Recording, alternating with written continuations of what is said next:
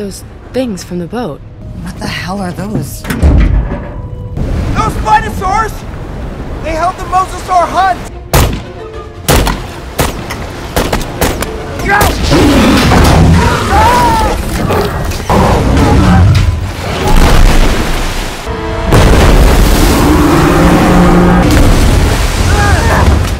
Kamusta kayong lahat? Nandito na naman tayo sa Filipino Chill Recap. At ngayon, pag-uusapan natin ang action, sci-fi film na tinatawag na Jurassic World Rebirth, 2025. At bago tayo magpatuloy ay pasasalamatan natin ang pangalawang sumali sa official membership sa channel na ito, na si Zaid Dampor. At kung gusto nyong sumali sa official membership sa channel na ito, just click this join button para sa karagdagang suporta. At isa-shoutout muna natin si Ezekiel Domingo, Dark Nero, Danny Vejara, Ethan Cambia from Lapu-Lapu City, John Richmond Cadelinia from Isabela Province, John Paul Redoblado from Sibonga, Cebu, Reyeng Ada Simbajon from Iloilo, Salvador Rubos from Masbate, at Shane Docusen from Naga City, Kamsur. Maghanda na kayo dahil sa mga spoilers na darating. Nagsisimula ang lahat 17 taon ang nakalipas, sa gitna ng masukal na kagubatan. Isang helicopter ang dumarating sa Street Island. Sa loob nito, may mga doktor at siyentipiko na nag-aaral ng DNA ng samot-saring hybrid species. Sa isang nagyayelong chamber, nakatago ang katawan ng isang dambuhalang dinosaur. Samantala, sa kabilang silid, dalawang espesyalista ang pumasok para magsagawa ng isang procedure. Pero bigla na lang nagkaroon ng matinding aberya sa containment system habang sinusubukang isara ang isang hatch. Isang maliit na piraso ng debris ang naipit at pumihil para tuluyang magsara ang seal. Biglang umalangaw-ngaw ang mga alarm, at nagkakagulo ang lahat para mano-manong isara ang pinto, para hindi makawala ang anumang nakakulong doon. Sa kasamaang palad, hindi nakalabas ang mga doktor na pumasok para mag-inject ng gamot, at sila mismo ang naging biktima ng hybrid dinosaur na sila ang lumikha. Maya-maya, makikita ang mga taong nagpipinta ng mga dingding na puno ng guhit ng mga dinosaur. Habang lumilipas ang panahon, naiwan na lang ang mga lumang exhibit na iyon, iniwan, walang bumibisita. Sa syudad naman, lumabas sa balita ang pagtakas ng isang Brachiosaurus mula sa kulungan nito, nagdulot ng napakalaking traffic sa kalsada. Ang higanteng iyon na rin ang huling natitirang uri sa buong Europa. Diyan natin unang nakilala si Martin Krebs, isang kinatawan mula sa Parker Genex Pharmaceutical Engineering, isang kumpanya ng medisina na gumagawa ng mga bagong gamot. Nakipagkita siya kay Zora Bennett matapos niya itong tawagan para ialok ang isang kakaibang misyon. Hindi nga lang ito ligtas sa mga legal na kaso at moral na dilema. Ipinapaliwanag ni Krebs na kailangan nilang makakuha ng sample mula sa 3 pinakamakapangyarihang dinosaur sa mundo para makagawa ng makabagong gamot na kayang lunasan ang sakit sa puso at makapagliligtas ng napakaraming buhay. Pero binabalaan din niya si Zora. Ang mga halimaw na ito ay nakatago sa mga isla malapit sa Ecuador.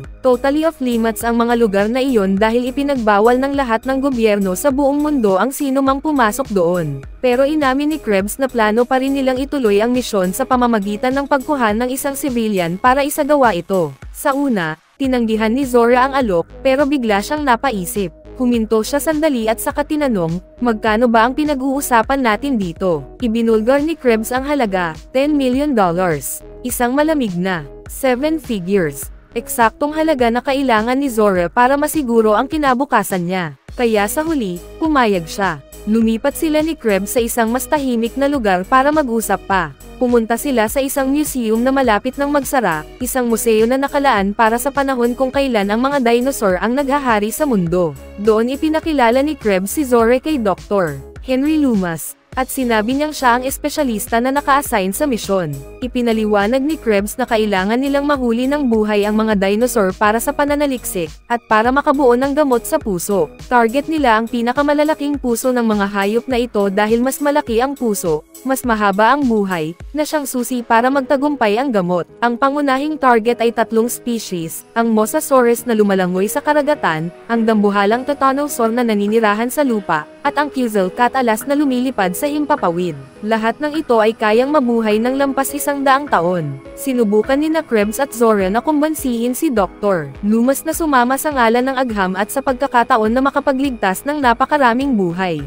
Pero nag-atubili si Henry. Ang sabi niya, ilegal ang lahat ng ito. Agad namang bumuwelte si Krebs, sinabing kung uurong si Henry, pinapatunayan lang niya na isa lang siyang zoo junkie. Dinagdag pa ni Krebs ang pang-iinsulto. Ipinaalala niya na sa nakaraang linggo, 12 tiket lang ang naibenta ng museo ni Henry. Samantalang noong panahon ng kasikatan ng mga dinosaur, pumipila ang mga tao ng ilang oras para lang makapasok. Dagdag pa niya, halos wala nang may pakialam sa mga hayop na iyon ngayon.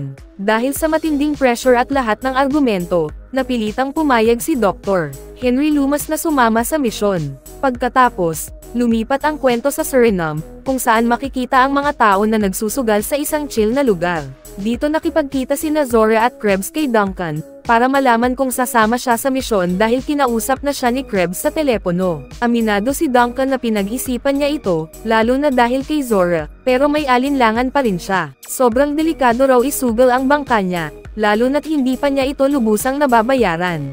Naniniwala si Zora na si Duncan ang pinakamaaasahan para sa trabaho, kaya sinabi niya kay Krebs na matagal na siyang nakipagtulungan dito. Para makumbinsi si Duncan, pumayag si Krebs na doblehin ang bayad na napag-usapan nila. Sa huli, bumigay si Duncan at sumang-ayon. Kasunod nito, nakilala natin si Bobby Atwater, ang security guy ng grupo, na ang pangunahing tungkulin ay siguraduhin na walang makakagat o tuluyang makakain ng dinosaur sa kanila. Sasama rin si Bobby sa ekspedisyon. Ang unang target para sa sample ay matatagpuan malapit sa Ecuador, mga 240 kilometro mula sa kinaroroonan nila. Habang papalapit sila sa lugar, abala si Dr. Henry Loomis sa paghahanda ng mga espesyal na dart na may kasamang vials para makakuha ng DNA sample. Pero malinaw ang babala niya, gagana lang ang mga dart kung makakalapit sila ng 10 metro mula sa dinosaur. Habang nasa biyahe, lumapit si Duncan kay Zora at humingi ng paumanhin tungkol kay Booker, ang lalaking namatay sa isang naunang misyon at naging malaking dagok sa kanya. Maya-maya, nag-open up si Duncan tungkol sa personal niyang buhay. Sabi niya, noong magkasama pa sila ng asawa niya, halos nagkikita lang sila tuwing binibisita nila ang anak nilang maliit. Kaya kalaunan, nagpasya silang maghiwalay.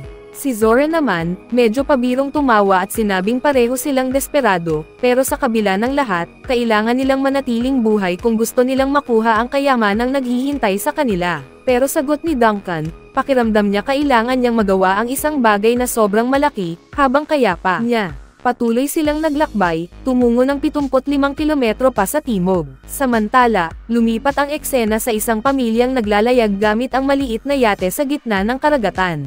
Si Ruben, ang ama, tinawag ang anak niyang si Isabella at tinanong kung nasaan ang kapatid niyang si Teresa. Biglang lumabas si Teresa mula sa loob ng bangka, at tinanong siya ni Ruben tungkol sa nobyo niya, na dapat na ang turn para humawak ng manibela. Maya-maya, lumabas ang nobyo niyang si Javier, mukhang bagong gising pa at antok na antok. Tumanggi siyang magmaneho at sinabing pagod na siya, at iminungkahing ihulog na lang ang anchor. Pero ipinaliwanag ni Ruben na imposible iyon dahil nasa ibabaw sila ng dagat na 2,000 metro ang lalim, at ang anchor nila ay umaabot lang ng 50. Kaya siya na lang ang nagpatuloy sa pagpapatakbo ng yate ng isa pang oras, umaasang papalitan siya ni Javier pagkatapos. Para pakalmeyan ang sitwasyon, nagboluntaryo si Teresa na siya na lang ang papalit para hindi na mainas si Javier. Pero biglang sumabog si Ruben at sinabihan si Teresa na umaasa siyang mananatili silang buo bilang pamilya para makapagpaalam siya ng maayos. Sagot naman ni Teresa, medyo padalos-dalos pero nais din niyang pakalmeyan ang ama, nalilipat lang naman siya sa New York. Bigla na lang may kakaibang tunog na umagaw ng atensyon ni Ruben. Ibinigay niya ang manibela kay Isabella at umalis para tingnan ito. At doon niya natuklasan na napapalibutan sila ng mga dambuhalang nilalang, mga dinosaur. Hindi makapaniwala si Ruben, at pilit niyang tinatanggihan ang ideya na buhay pa ang mga halimaw na ito, dahil dapat ay matagal na silang extinct. Samantala, si Javier na nakatulog ay naipit pa rin sa loob ng deck. Sinigawan siya ni Ruben na tumawag ng tulong gamit ang radyo, pero mabagal siyang kumilos. Sa huli, nakasama rin ni Ruben ang 2 anak niya sa itaas ng deck, at makalipas lang ng ilang sandali, lumabas din si Javier. Saktong paglutang ng isang dambuhalang nilalang mula sa dagat, biglang lumangoy ng mabilis si Javier at sa hindi kapani-paniwalang paraan, nakabalik siya sa yate ng walang galos, hawak pa rin ang radyo sa kamay niya. Makalipas ang ilang oras, nakatayo si Zora, nakatingin sa dagat, seryosong nag-iisip habang may bakas ng lungkot sa mga mata niya. Biglang lumapit ang civilian sa grupo at tinanong siya kung totoo bang isa siyang mercenary. Tumango si Zora at sinabing oo, delikado ang buhay niya, pero mas exciting kumpara sa kanya, dahil wala pang sinubukang bumaril sa kanya. Pagkatapos noon, nagpaalam siya ng good night at pumasok para matulog. Kinabukasan, nakasagap si Duncan ng radio transmission mula sa parehong pamilya na nakita natin kanina, pero lumihis sila ng 45 kilometro mula sa dapat na direksyon ng crew. Sabi ni Bobby, baka Coast Guard na lang ang bahala doon, lalo na 3 minuto na lang at mararating na nila ang lokasyon ng Mosasaurus. Pero nakumbinsi sila ni Zora na mas mahalagang tumulong sa pamilya, kahit na mga hulugan iyon ng paglayo sa orihinal na misyon. Samantala, pagod na ang pamilya sa kakahintay. Biglang nakita nila ang bangka ni Zora na papalapit. Agad nilang ikinwento kung ano ang mga nilalang na umatake sa kanila. Pero agad silang pinutol ni Krebs, pinilit na ipagpatuloy ang misyon. Siyempre, walang ideya ang mga kabataan kung ano ang misyon na tinutukoy niya, kaya sinubukan nilang iwasan ang usapan. Bigla na lang nilang napansin, malapit na ang Mosasaurus. Nahanap na sila nito. Habang naghahanda silang ituloy ang misyon at habulin ang halimaw, iniwan muna nila ang pamilya na naghihintay, pananggakuan silang magiging ligtas sila kapag tapos na ang lahat. Pero habang sinusubukan nilang habulin ang Mosasaurus, natuklasan nilang napakabilis nito, halos imposibleng pantayan. Kailangang maghintay si Zora na makalapit ng hindi bababa sa 10 metro ang nilalang bago siya makaputok. Unti-unti nilang nakuha ang tamang distansya. Pumutok si Zora, pero mabilis na umiilag ang hayop, palutang-lutang sa ibabaw ng alon at biglang lumulubog muli. Sa wakas, tumama ang bala niya. Napuno ng dugo ang tubo at nakakuha sila ng sample. Nagbunyi ang lahat, binati si Zora dahil sa matinding galing ng kanyang tira, at pinuri rin ang doktor sa pagkakadisenyo ng sandata. Maya-maya, habang mag-isa si Zora sa loob ng bangka, ipinaliwanag ng doktor na ang gamot na gagawin mula sa genetic material ng dinosaur ay hindi para sa lahat, kundi para lang sa iilang tao, dahil napakamahal nito at hindi kayang bilhin ng karaniwang tao. Paalala niya, dapat iniisip ni Zora ang kapakanan ng lahat, pero pinutol siya ni Zora at sinabing tumigil na siya sa pagsasalita. Ilang sandali lang, dumating ang parehong mga dinosaur na umatake sa pamilya kanina. Mga mandaragit silang dumating para manghuli ng Mosasaurus. Lumabas agad si Bobby, buo ang loob na patuloy na paputukan ang mga ito. Pero dahil sa ingay ng putok, siya mismo ang naging madaling target ng mga halimaw, at napatay siya sa mismong lugar. Kasunod noon, sumulpat muli mula sa tubig ang Mosasaurus at inatake rin sila.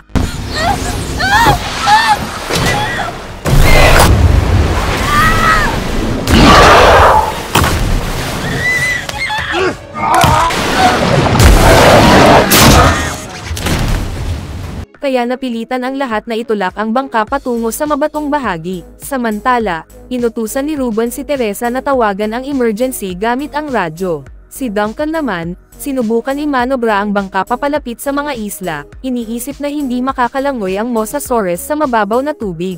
Pero malaki ang posibilidad na bumangga sila sa mga bato at lumubog, kaya naghanda ang lahat na tumalon. Hawak-hawak ang manibela, tinulungan nilang patakbuhin ang makina ng bangka. Samantala, kinuha ni Teresa ang radyo, pero pinigilan siya ni Krebs. Sabi niya, hindi sila pwedeng magbigay ng signal sa iba. Dahil sa pagtataranta, nadulas si Teresa at nahulog sa dagat. Agad tumalon si Javier para iligtas siya.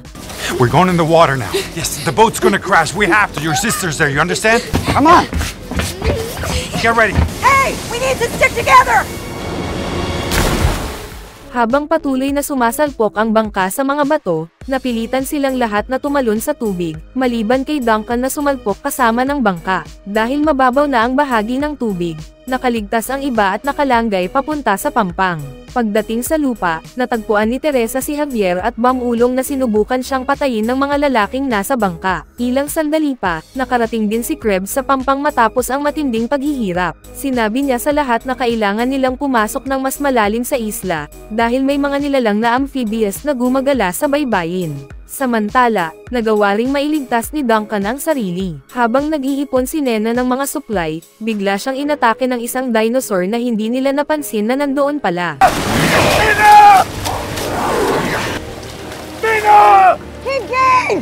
Kasabay nito, sina Ruben, ang kanyang mga anak na babae, at si Javier ay nakarating sa isang lugar na may napakagandang tanawin ng isla. Lumapit si Greaves kay Zora at binunyag ang isang nakakagulat na katotohanan, may mga mutations sa lugar na ito. Ang halimaw na pumatay kay Nena ay isa sa kanila. Inamin din niya na itinago niya ang napakahalagang impormasyon, ang islang ito ay pinamumugaran ng mga genetically modified dinosaurs, dahil ang mga ordinaryong dinosaur ay nagsimulang maging boring para sa mga bisita ng parke. Mayroong laboratorio dito na patuloy na lumilikha ng mga hybrid species. Ang problema, may ilan sa mga ito na sobrang nakakatakot at hindi matanggap ng mga tao. Pero bawat mutation ay nagkakahalaga ng $72 million, kaya hindi sila basta-basta pwedeng burahin. Doon ibinunyag ni Zora na kumuha siya ng espesyal na exfil team na papasok kung sakaling hindi sila makapagbigay ng balita sa loob ng 24 na oras. Ayon sa plano niya, lilipad ang chopper sa lugar pagsapit ng takip silim sa ikalawang araw. Pero 2 minuto lang sila pwedeng mag-monitor, dahil sobrang delikado kung lalapag sila. Ngayon, nahaharap ang grupo sa mga mutated creatures na ito, at nagbago na ang kanilang misyon. Isa na lang ang pinakamahalaga, manatiling buhay hanggang sa dumating ang chopper para iligtas sila. Kahit na kailangan pa rin nilang mangolekta ng mga sample para sa orihinal na misyon, patuloy na iniisip ng pamilya kung paano sila makakatakas. Kailangan nilang makahanap ng radyo, tumawag ng tulong, at isumbong si Krebs sa tangkang pagpatay kay Teresa. Samantala, pinag-uusapan ng natitirang miyembro ng koponan kung paano nagkukumpol ang mga T-Rex sa gitna ng lambak, kaya kailangan nilang magpatuloy ng sobrang ingat. Maya-maya, hinarap ni Zora si Krebs tungkol sa nangyari kay Teresa at kung paano siya nahulog sa dagat. Pero iginiit ni Krebs na wala talagang kakaiba at simpleng nadulas lang ito. Hindi naniwala si Zora at binalaan siyang kapag natuklasan niyang may ibang nangyari, siya mismo ang maniningil ng kabayaran. Sa kabilang banda, natisod ang batang babae sa isang maliit na dinosaur na lumalabas na isa palang mutation. Buti na lang, natakot ito nang palayasin ng kanyang ate. Makalipas ang kaunting oras, nagpasalamat si Ruben kay Javier sa pagtalon sa dagat para iligtas si Teresa. Habang nasa may lawa naman si Krebs para punuin ang kanyang kantin, napansin niya ang isang kwintas na naiipit sa pagitan ng mga bato. Paglingon niya, bumungad sa kanya ang wasak na helicopter wreck, ang parehong nakita sa simula ng kwento. Samantala, nag-iikot si Javier para maghanap ng ligtas na daan at kumbinsidong kailangan nilang sundan ang mga underground pipes para makarating sa pasilidad ng isla. Habang nagpapahinga sina Ruben at ang kanyang mga anak, humingi siya ng tawad kay Javier sa pagtawag sa kanyang tamad at muling nagpasalamat sa pagliligtas kay Teresa. Umamin si Javier na hindi na niya maintindihan kung bakit nananatili pa sa kanya si Teresa. Ipinaliwanag ni Ruben na kahit anong sabihin ng tao, kailangan mo pa ring patunayan ang sarili mo sa gawa, dahil kapag hindi, baka ang masasamang salita ng iba ang tuluyang maging totoo. Pagkatapos nito, lumayo si Javier para magbanyo. Samantala, nagising ang batang babae at nadiskubring bumalik ang maliit na mutated dinosaur at natutulog na ngayon sa tabi nila. Habang abala si Javier, bigla niyang namataan ang isang dinosaur na palihim na lumalapit sa kanya. Pagkaraan ng ilang segundo, may isa pang dinosaur na dumating, pero agad din silang sinunggaban ng isang napakalaking nilalang na lumipad palayo, dala-dala silang dalawa. Nanigas sa takot si Javier, nanginginig na parang hindi pa niya naranasan kailanman. Pagsapit ng susunod na araw, patuloy sa pagtulak pasulong ang grupo. Ipinaliwanag ni Krebs na kahit marami sa mga dinosaur ay mga herbivore, ang mga predator ay tiyak na hindi, kaya't nasa tuloy-tuloy silang panganib.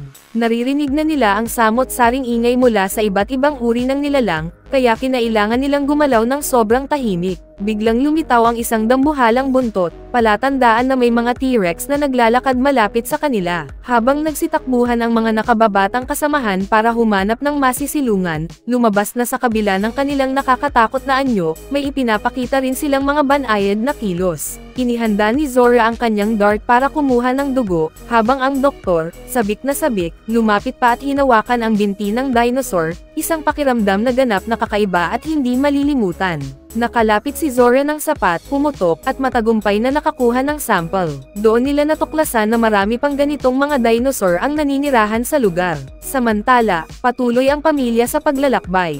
Determinado pa ring mahanap ang pasilidad.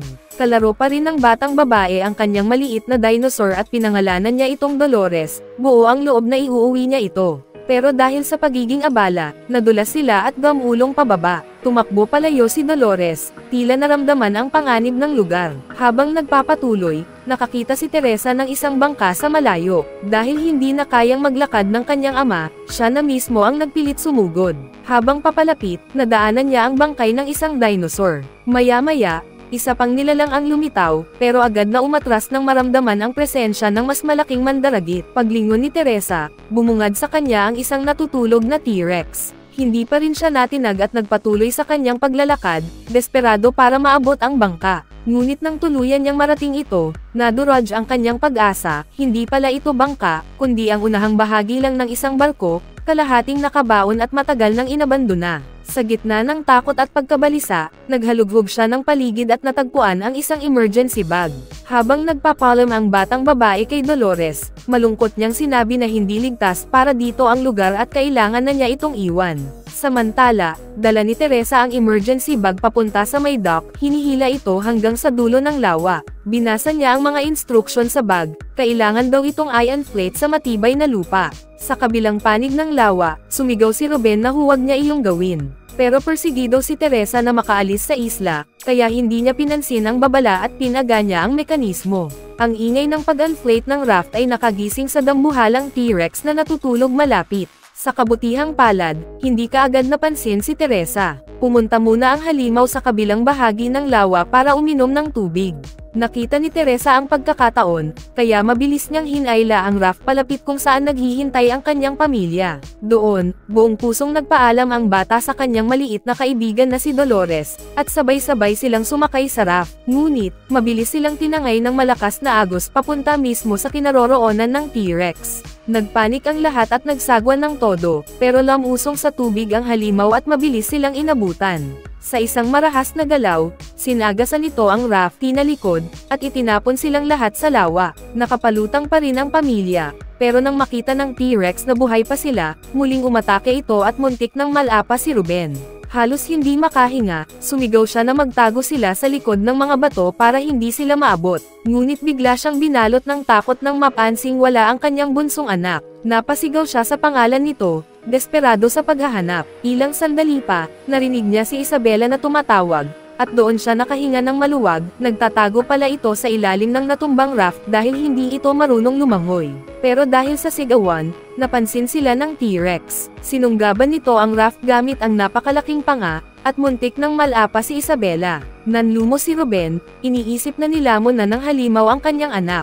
Ngunit sa isang iglap, lumitaw si Isabela, lumalangoy papunta sa kanila. Nang muling magsama-sama ang pamilya, sumubok pang habulin sila ng T-Rex, ngunit hinaranggan ito ng mga bato. Galit na galit, inihagis ng dinosaur ang raft sa kanila bago ito tumalikod at umalis, umuungol ng malakas sa pagkadismaya. Samantala, nakarating na ang team sa pinakamataas na bato sa isla kung saan naroon ang pugad ng Quetzalcoatlus.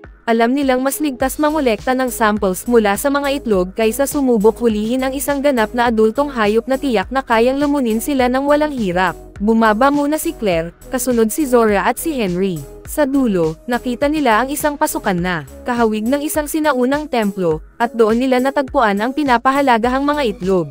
Habang kinukuha ni Henry ang mga sample, muli niyang sinabi kay Zora na dapat ibigay nila ang ebidensya sa mga autoridad at hindi kay Krebs. Sa ganoong paraan, lahat ng tao ay makikinabang sa breakthrough, at maaaring mailigtas ang napakaraming buhay. Ngunit mariing tumanggi si Zora, dahil sa ganong senaryo, wala siyang kikitain kahit isang sentimo. Abala si Claire sa pagkolekta ng samples nang bigla siyang mapansin ng isang dinosaur na kakabalik lang sa kanyang pugad. Habang naramdaman ng hayop ang kanilang presensya, Hey! Hey!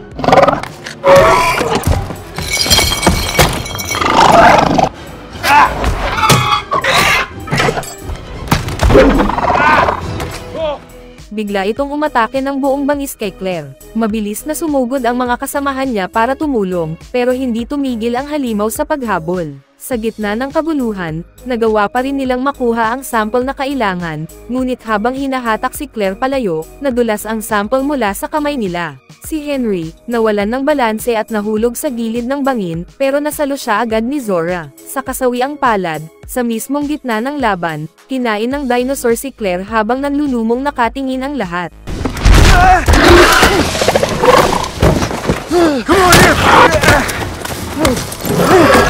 Sa huli, nakumpirma nilang ligtas ang sample, at kahit nahulog mula sa mataas na lugar si Henry, nakaligtas siya dahil sa tubig kung saan siya bumagsak. Agad siyang sinundan ni Zora para tulungan, at nakarating din ang iba. Sa wakas, tapos na ang kanilang misyon, pero may isa pang problema, paano sila makakauwi? Samantala, ang pamilya ay kalmadong naglalakbay sa raft papalapit sa lumang pasilidad ng laboratorio. Mula sa malayo, napansin ni Duncan na nasa gitna ng isang dambuhalang dam ang helipad, pero hindi niya makita ang pamilya.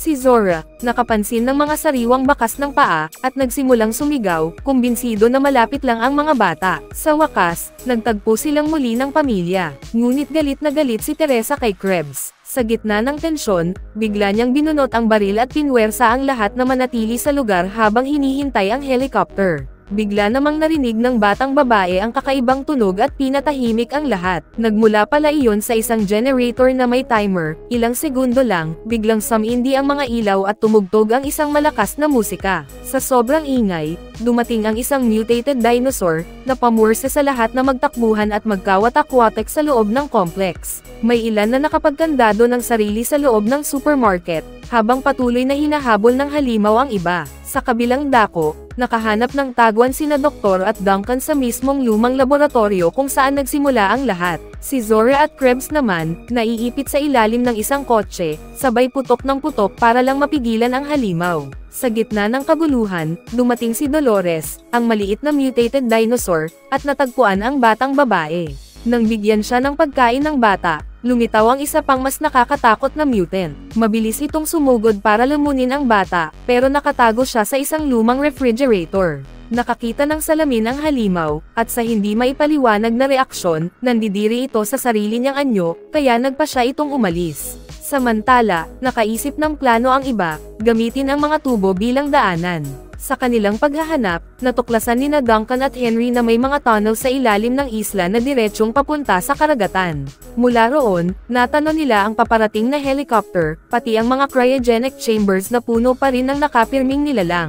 Pinili ni Duncan na bumalik at hanapin ang mga bata, habang pinapunta naman niya si Henry patungo sa chopper. Habang nangyayari ito, napagtanto ni Krebs na nasa kanya ang susi ng isang sasakyan, at agad niyang sinamantala, tumatakbong mag-isa, iniwan si Zora. Pero hindi siya basta sumusuko, kaya hinabol niya si Krebs. Pagdaan niya, nakita niyang may isang dinosaur na nakapansin sa mga bata sa loob ng mga tubo at nagsisimula ng bumaba. Agad siyang tumalon para tumulong. Samantala, ang mga piloto ng helicopter, dahil walang nakikitang signal, nagpa siya ng umalis. Pero sa huling sandali, pinaputok ni Henry ang isang flare. Nakuha nito ang atensyon ng crew, kaya bumalik ang chopper para sila'y sunduin.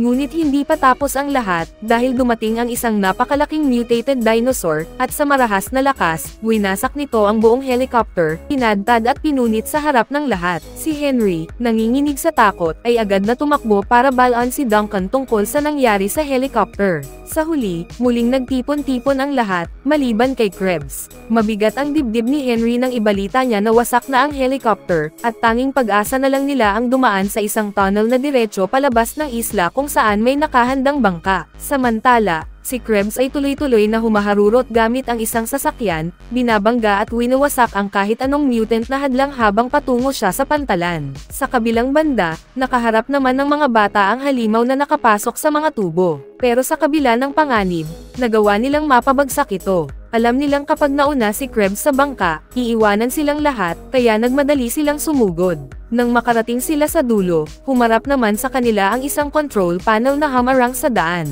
Dahil ang maliit na batang babae lang ang kasya sa makipot na espasyo, siya mismo ang nagboluntaryong gumapang para mabuksan ang pinto mula sa kabila. Ngunit sa mismong lugar na iyon, naroon ang dambuhalang mutant dinosaur, yung halimaw ding lumamon sa helicopter. Sa tapang ng bata, nagawa niyang buksan ang pinto at pinapasok ang lahat. Sakto namang dumating si Krebs, mabilis na sumugod sakay ng kanyang sasakyan at sinagasa ang halimaw para pigilan ito. Ngunit nagalit ang nilalang at winasak ang kotse ng buong lakas. Bagamat nakalabas si Krebs ng buhay, sa malupit na tadhana, sinunggaban siya ng halimaw at nilulun ng buo. Agad namang sinunggaban ni Zora ang mga sample na nahulog mula sa mga kamay ni Krebs. Determinado silang makaalis, kaya lahat ay nagmadali papunta sa bangka. Pero biglang napatigil ang batang babae nang makita niya ang higanteng mutant na nakatayo sa harapan nila, handang sagpangin siya. Sa huling pagkakataon, si Duncan, puno ng tapang, ay nagsindi ng isang flare at ginamit ito para ilayo ang halimaw mula sa bata. Sa isang makabagbag damdaming sakripisyo, tumalon siya sa dagat, hinihila ang nilalang palayo sa grupo. Halos masiraan ng loob si Zora habang pinapanood ito,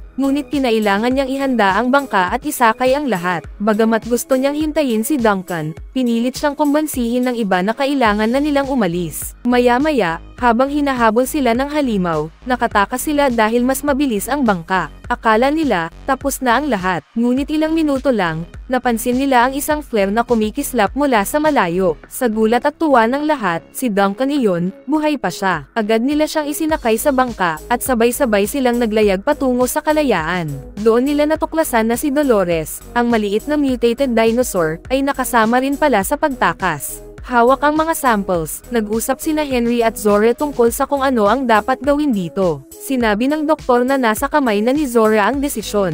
Pagkatapos magmuni-muni, sinabi ni Zora na mas gugustuhin niyang gamitin ang mga ito para sa kabutihan ng mundo, kaysa para lang sa pera. Sa huling sandali ng kanilang paglalakbay, naisalayan nila ang mga dolphins na masayang lumulundag at sumasabay sa alon ng dagat, habang nakangiti at sabay-sabay na humihinga ng maluwag ang lahat, nagtapos ang kanilang nakamamatay na pakikipagsapalaran sa isla. Mag-subscribe na kung hindi ka pa nakasubscribe, pindutin na rin ang notification bell at like button para sa marami pang movie recap katulad nito, at mag-iwan ng comment down below. And as always, thank you for watching.